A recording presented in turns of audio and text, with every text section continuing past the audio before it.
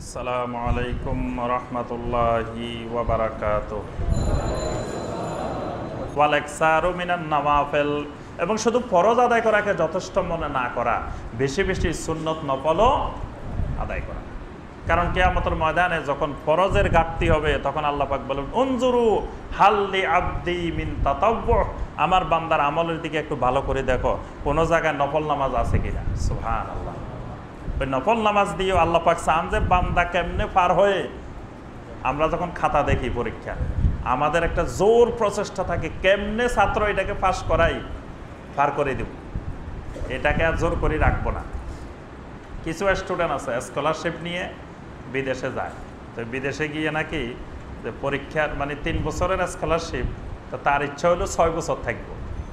তো 6 বছর কেমনে থাকবে, কারণ সেখানে থাকলেই তো লাভ, টাকা পাবে। হ্যাঁ, তো এই জন্য সে ইচ্ছা করে ফেল করে, পরীক্ষার খাতায় সে ইচ্ছা করে লেখে না, তা না লিখলে ফেল করবে, ফেল করলে সে আরো 1 বছর থাকতে পারবে, আরো 1 বছর থাকতে পারবে, থাকবো আর সেখানে বসে বসে পয়সা পাইব।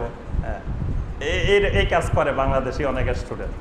তো এখন আরবেরাও বুঝে গেছে যে বাংলাদেশিরা প্রথম দিকে বুঝতো না, মনে করছে যে অরিজিনালি ফেল করছে, তো এখন সেখানকার উস্তাদেরাও বুঝে গেছে। এই জন্য সেখানকার উস্তাদেরাও কিছু না লিখলেও কেমনে তাকে পার করে দিল।